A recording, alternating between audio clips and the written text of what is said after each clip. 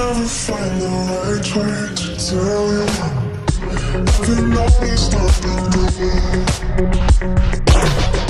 'Cause I left behind a whole lot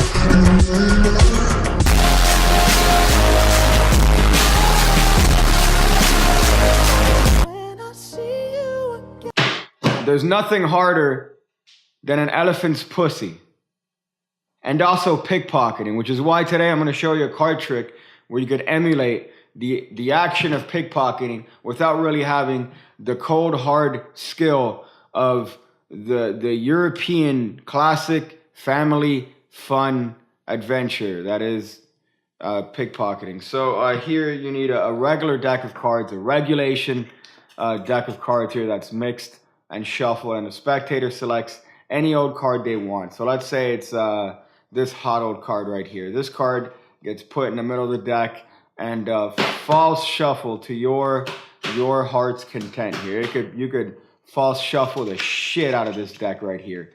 But ultimately the deck is turned around, and you told the spectator that you're gonna show them the cards here, and just to confirm if they could see their card within this small pile of cards here. So you show them these cards one at a time, and you ask them if they could see their cards somewhere inside of this pile. Of course, the spectator is going to respond with an overwhelming yes. And you say, relax, sir, this isn't an elephant's pussy. So you hand these cards to the spectator, and you tell them to hold them in their hand, much like that of an African child here. So you hold the spectator's hand here, and you say, I'm going to try to pickpocket you, sir. So let's see how good we could do here. Yeah, I'm feeling good here. Yeah, definitely.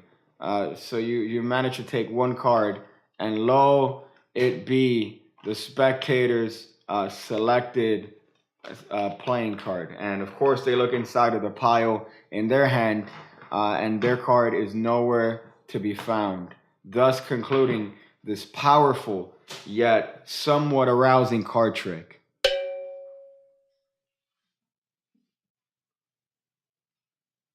I know what you're thinking. How, Mr. Magic Boy, how can I have and experience the hardness of an elephant's pussy? And here it is. Here's how to do it. So you have a spectator select a card, and while the spectator is selecting the card here, you're doing the sneaky action here. Here's the sneaky move right here.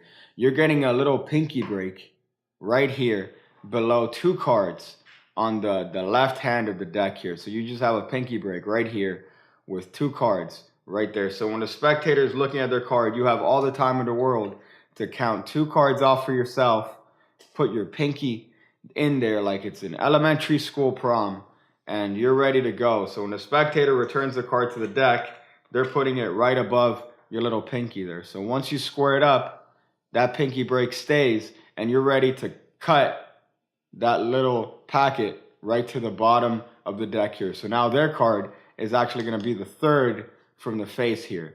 You could get that card to the third from the face in whatever way you want. You could use the Illusionist Magic Stream control here to get it to the third from the bottom if you choose to subscribe to that product. However, if you want actual quality magic, you should check out the Any Card at Any Number project at www.pickcake.me. It's a hot item. Rave reviews all around. So now that you've gotten the card to the third position here, you're going to tell the spectator that you're going to show the cards, but not tell you when they see the card, but not to inform you what their card is here. So you're going to go through these cards. You're going to deal one fairly, deal the next one fairly onto the left hand.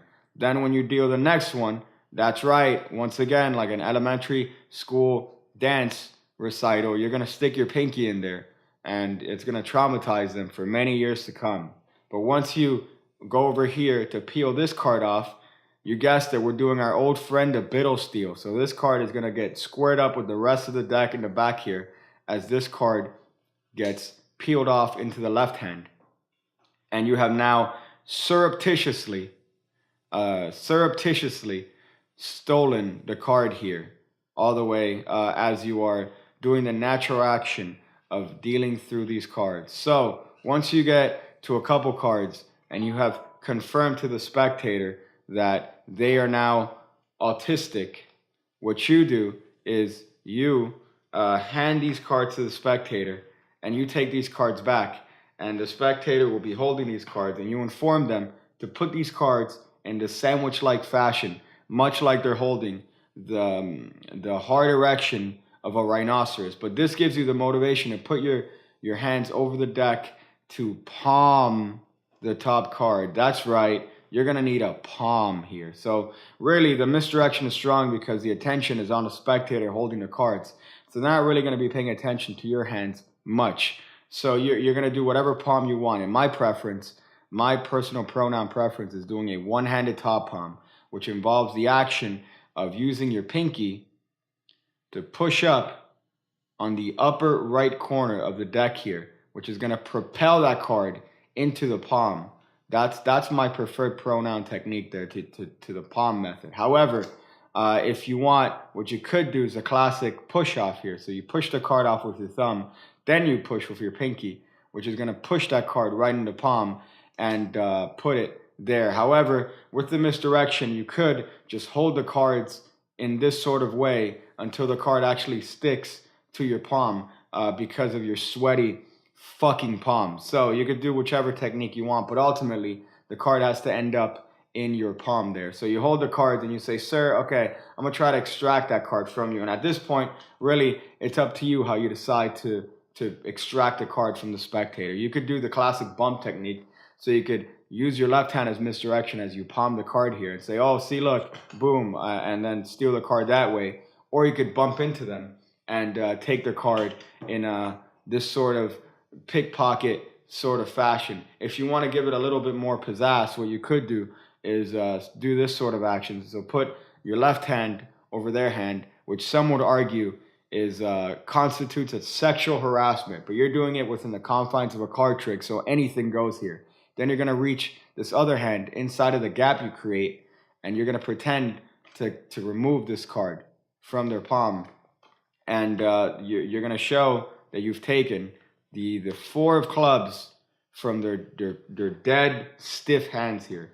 So they can look through this pile of cards on a table, and they see that the four of clubs is missing, and you know they're convinced that you have the pickpocket ability of an elephant's pussy. So that's the bare bones method of this. There are so many variations to this. You could have the spectators put these cards in their pocket, and then you do the pickpocketing that way. You can have them put it inside of other saucier areas, if you know what I mean, and do the pickpocketing that way. If you want, you could try to experiment with ways to avoid a palm. So maybe you could do this sort of technique. They're holding the cards in their hand. You have their card on top of the deck. They have the cards in this sort of fashion. So you reach underneath their hand. You push off the top card here and clip it between the finger, the forefinger and the middle finger, as you do this sort of action underneath their hand, pretending like you have extracted this card from somewhere within the mess of hands and cards here. And this way involves no palm. Once again, that move is you're just pushing the card up here, clipping it between the forefinger and the middle finger here. And when you extend those fingers, you see what happens.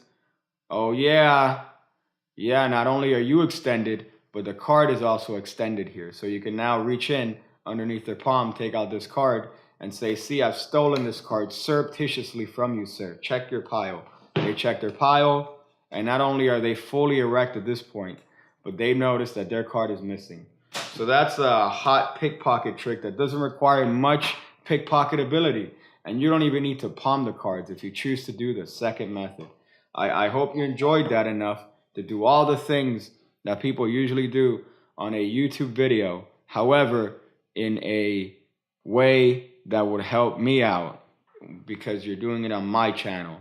So I'm going to go watch cards and elephants make sex. When I see you again, when I see you again, when I see you again, when I see you again, when I see you again, when I see you again, I could never find the right way to tell you. Nothing always stopping me.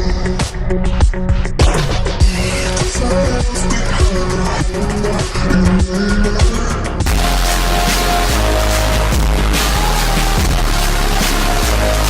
home when I see you again. There's nothing harder than an elephant's pussy.